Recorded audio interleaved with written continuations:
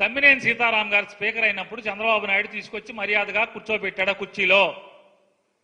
Telugu Desam party నుంచి ఎవడన్నా ఒక్కడన్నా సాంప్రదాయబద్ధంగా స్పీకర్ని తీసుకొచ్చి కూర్చోబెట్టారా? వాళ్ళు ఎక్కడికి పారిపోయారు? తమ్మినేని సీతారాం గారిని మీరున్నారు కదా, మీరందరూ తమ్మినేని సీతారాం గారిని చంద్రబాబు నాయుడు కానీ ఏ తెలుగుదేశం పార్టీ ఎమ్మెల్యే అయినా ఒక్కడన్నా ఆయన చేయబట్టుకుని సాంప్రదాయబద్ధంగా మర్యాదగా హుందాగా తీసుకొచ్చి ఆయన చైర్లో కూర్చోబెట్టేదాకా ఉన్నారా? వాకౌట్ చేశారా?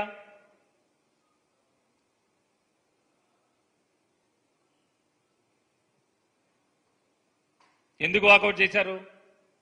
ఎందుకు పారిపోయారు? ఇవాళ మేము కారణం చెప్తున్నాం. ఎమ్మెల్యేగా గెలిచి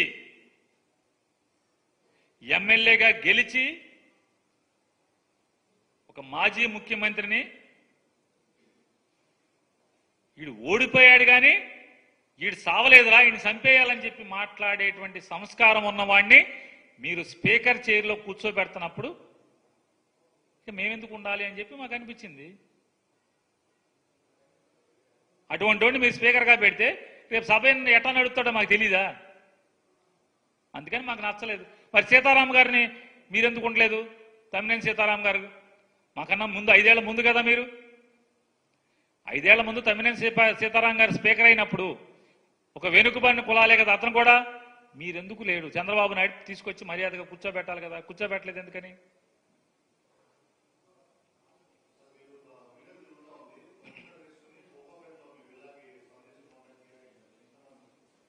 పేర్ని నాని పసుపు చొక్కా వేసుకుని హైదరాబాద్ ఐకియాలో విల్లా కోసం కొన్న విల్లా 50 కోట్లతో కొన్న విల్లా కోసం ఫర్నిచర్ కోసం తిరుగుతున్నాడా? అంటే పసుపు చొక్కా వేసుకోవటం, ముందు పసుపు చొక్కా వేసుకోవటం గురించి మాట్లాడతాను. నేను 2023లోనే నాకు బోడని రంగుల చొక్కాలని పసుపు రంగు చొక్కా కూడా ఉంది. పసుపు ఏమి తెలుగుదేశం పార్టీ పేటెంట్ కాదు, ఎవరి పేటెంట్ కాదు.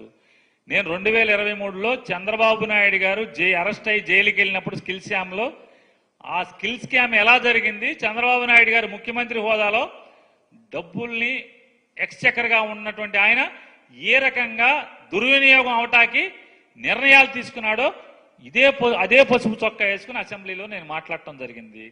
జగన్మోహన్ రెడ్డి గారు ముందే నేను ఉంచుని మాట్లాడాను. బోళని ప్రెస్ మీట్లు ఇదే కుర్చీలో కూర్చుని అదే పసుపు చొక్కా వేసుకుని తెలుగుదేశం పార్టీ విధానాలని వాళ్ళు పాత చేసినటువంటి తప్పుడు పనుల్ని చీల్చి చెండాడటం జరిగింది. సో మొదటిది అది. ఇక రెండోది, రాజపుష్పాలో నేను గనక విల్లా కొనుక్కునేంత సినిమా ఉంటే ఐకియాలో ఫర్నిచర్కి ఎందుకు వెళ్తారు? ఐకియా అనేది మధ్యతరగతి వాళ్ళు వెళ్ళి కొనుక్కునేటువంటి ఫర్నిచరు. ఎట్లా వెళ్తాను? రెండవది, ఇంకోటి కూడా చెప్తున్నాను. తెలుగుదేశం పార్టీ వాళ్ళు ఎవరెవరైతే నా మీద ఫేక్ వార్తలు, ఏదైతే ఫేక్ న్యూస్ ఫ్యాక్టరీ నుంచి వార్తల్ని ప్రచారం చేశారో, తిప్పారో, నేను వాళ్ళందరికీ చెప్తున్నాను. మీరు తెలంగాణ మొత్తంలో లేదా బందరు కాకుండా ఆంధ్రప్రదేశ్ మొత్తం, ఆంధ్ర తెలంగాణలో ఎక్కడైనా సరే పేర్ని నాని శ్రీమతి, పేర్ని నాని కొడుకు, పేర్ని నాని అత్తగారు, మాంగారు, వీళ్ళు ఎవరైనా సరే వాళ్ళ పేరు మీద ఏ ఇల్లున్నా మీరు తెచ్చుకోండి, శుభ్రంగా నేను రాసి రిజిస్ట్రేషన్ చేస్తాను. ఆంధ్ర తెలంగాణలో బందరు కాకుండా ఇంకెక్కడ నా ఇంట్లో ఎవరి పేరు మీద ఇల్లున్నా, ఇంటి స్థలం ఉన్నా నేను రిజిస్ట్రేషన్ చేయడానికి సిద్ధంగా ఉన్నాను. ఎవరు కావాలంటే వాళ్ళు బాగా బులపాటం తీర్చుకున్నారు కదా నా గురించి, ఓకే మొత్తం ఫేక్ న్యూస్ని నేనేదో విల్లా కొన్నానని, పసుపు చొక్కా వేసుకున్నానని, ఫర్నిచర్ కొన్నానని మీరందరూ కలిపి రాసి తెచ్చుకున్నా సరే నేను ఎక్కడికి రమ్మంటే అక్కడికి వచ్చి రిజిస్ట్రేషన్ చేయడానికి, నేను కానీ నా శ్రీమతి పేరు మీద ఉన్నా కానీ, నా కొడుకు పేరు మీద ఉన్నా కానీ, లేదా మా అత్తమామల పేరు మీద ఉన్నా కానీ, ఎవరి పేరు మీద ఉన్నా సరే ఆంధ్ర తెలంగాణలో బందరు కాకుండా ఇంకెక్కడున్నా సరే మేము వచ్చి రిజిస్ట్రేషన్ చేయడానికి సిద్ధంగా ఉన్నాం.